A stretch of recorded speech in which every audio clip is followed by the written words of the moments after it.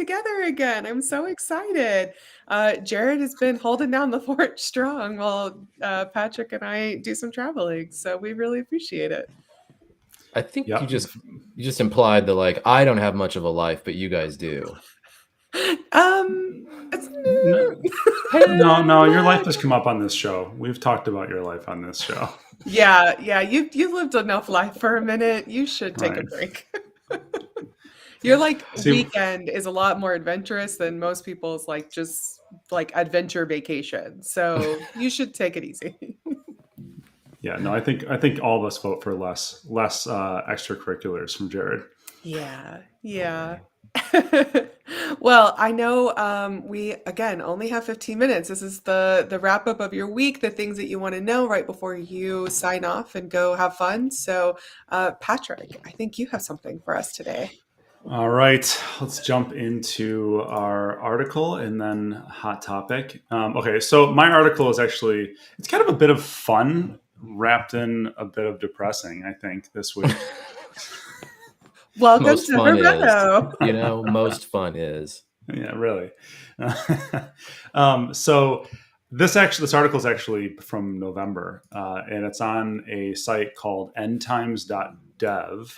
Of course, we will throw the link into LinkedIn and the description. And it's called "Why Lowercase Letters Save Data," which sounds really boring, but if you actually go and look at the article, it's pretty interesting. So what the author of this article does is he talks about how changing title case to lowercase, just that one little change across Hacker News, which is a pretty popular site, how much data that would save over the course of a year, and then how that translates into the carbon footprint.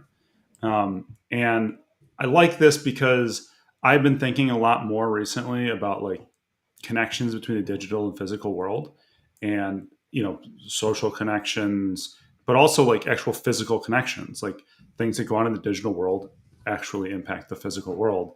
So the idea that you could change uppercase letters to lowercase letters, and that could have an actual measurable impact on carbon footprint.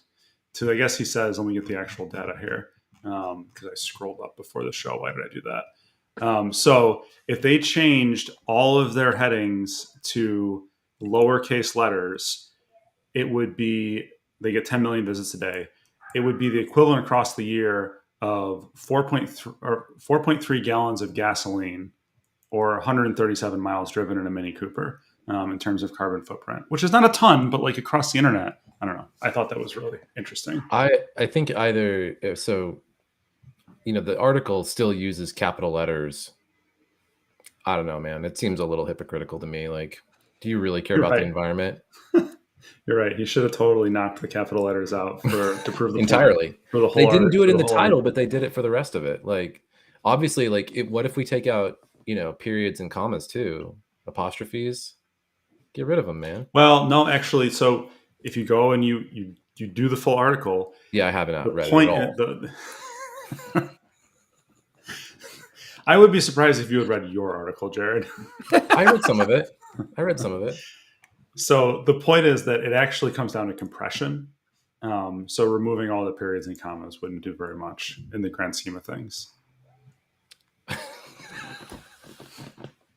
That's amazing.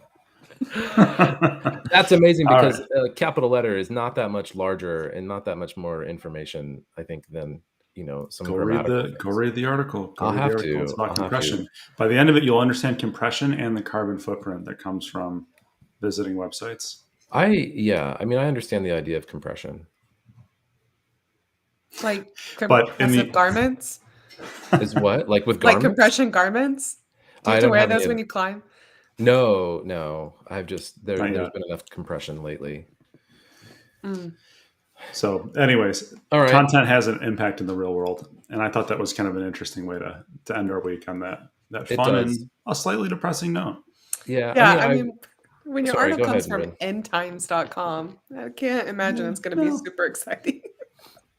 I mean, could just be riveting. I was driving through the desert in Nevada, and I don't know what this place is. Like, I was surprised because it was new from like one time I had driven through to the next, but it was basically a solar energy farm.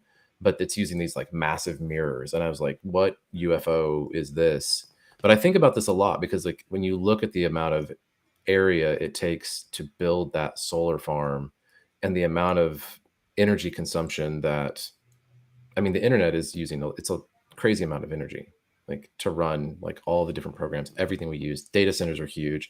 And I know companies, Google, Amazon, they're trying to make these things sustainable, but just the volume of electricity they need it's wild. So, And as we all go to deploy AI throughout our organizations, it's worth noting the quantity of impact. So yep. I don't know, like this idea that you can prevent like grams of carbon from changing characters, and then you scale that up into what you think about like the actual impact, the actual totality of all the digital services, and now the hyper expansion of that with the energy consumption from AI, and it starts to be something that I think there needs to be more social questions around. Yeah. And I actually, so I need to give a shout out to Jerry McGovern on this. We had him on Coffee and Content. Scott and I had him on Coffee and Content last year. And he really is a leading voice in this. And he's one of the people that, I think he really kind of introduced me to a lot of these concepts in like a more stark way. So I don't think it's fair to have a conversation about this without at least throwing Jerry a shout out. Yeah, I've got a book that I was reading for a while, and it's dated at this point, given AI, but it was about just environmental ethics, generally speaking, and technology as a chapter in there. It's super interesting.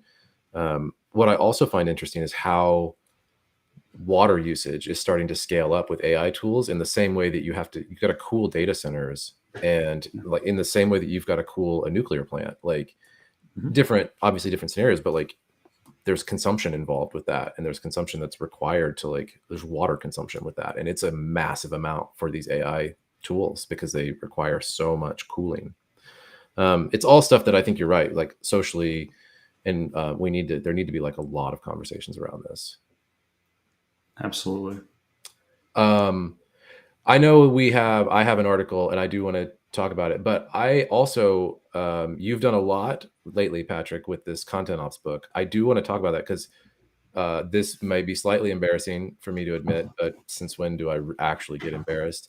I didn't know that book existed until it was released. Like, that might be as much my fault as yours, if we're being honest. Maybe.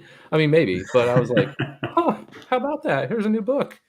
Okay, so you're stealing my hot topic is what you're saying. I am. I just want I want that topic to get more time is what I mean. Yeah. All right. I do too. I've sat in on a lot of the conversations around that book, and it's really, really rad. Yeah. You were involved? Like you were aware this thing was happening? No. Well, I was only aware because Patrick told me to be aware. Oh, yeah. Well, yeah. Sorry.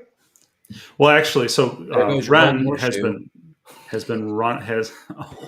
That's an inside joke. It is an inside joke. We'll have that conversation later. Yeah, we'll come back to that one. But I'm not losing that golden horseshoe. So, Ren, you've been emceeing like you do here the whole series of components for this year, for which we kind of kicked Jared out. Sorry, Jared. I noticed that today. To do a series just on the book. So why don't you just like let us know what we're doing there? Yeah, it's been really great. So we actually have 2 episodes already out. We talked to Carlos Evia, the like leader of this entire project, right off the bat. And so we kick off the whole conversation with him, but each author of each chapter will actually have either 1 or 2 episodes for components. And so they talk about their chapter, they get into a little bit more about like where they come from, their perspective on content ops, like the topic that they're talking about. It's really, really cool. And I've actually learned a ton just sitting in on the conversations. And so I'm excited for these to continue to come out. So it's each author and their own perspective. I think it's really rad. Yeah, it's been a lot of fun.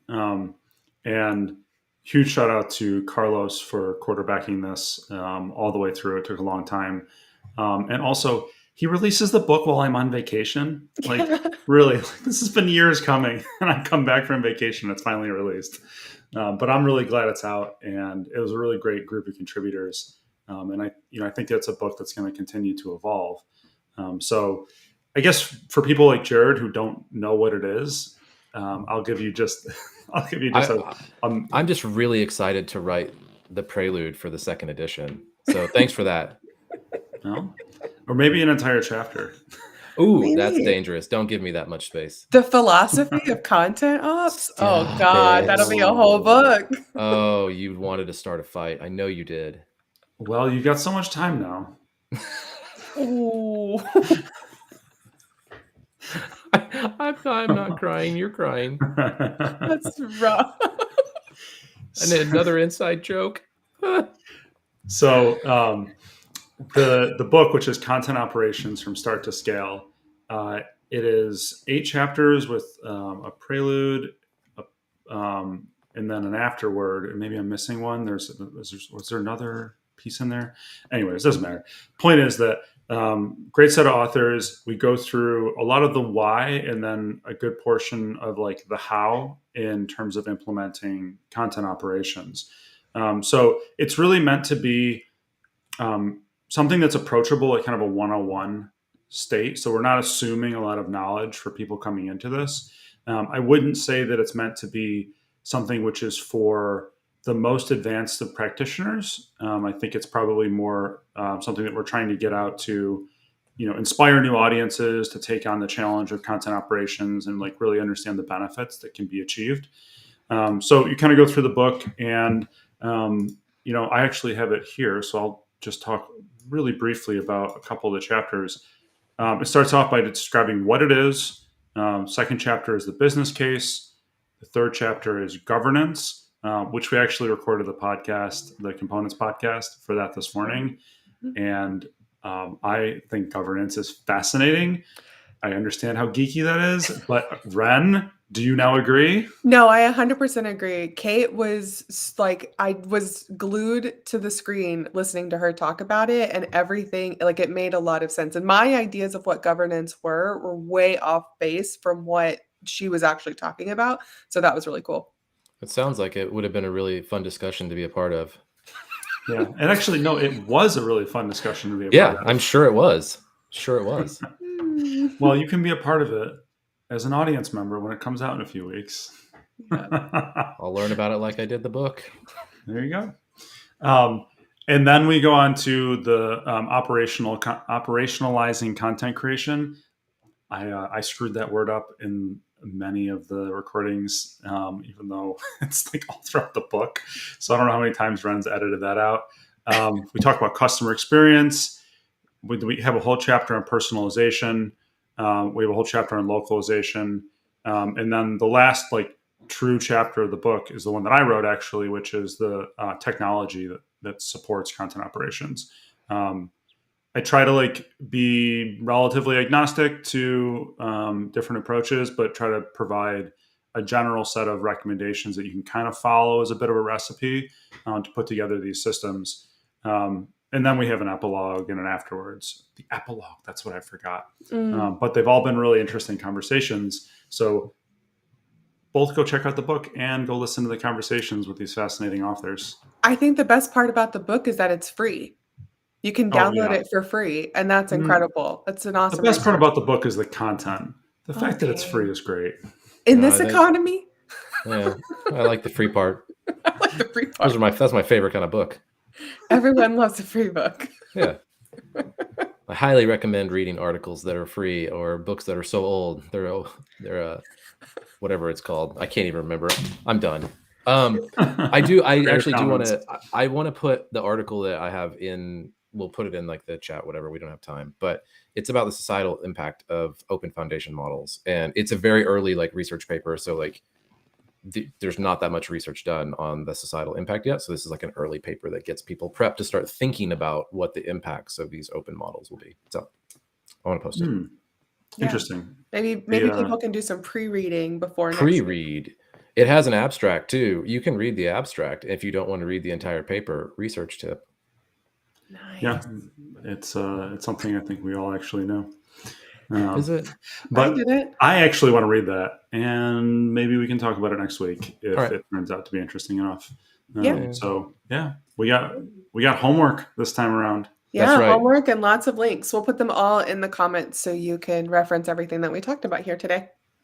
Cool. Cool. Are we on time We today? finished 46 seconds early today. We're That's actually amazing. on time today. Yeah, like actually on so- time. All right. Yeah. That all feels right. good. Not That's all now. I All right. Well, hear. happy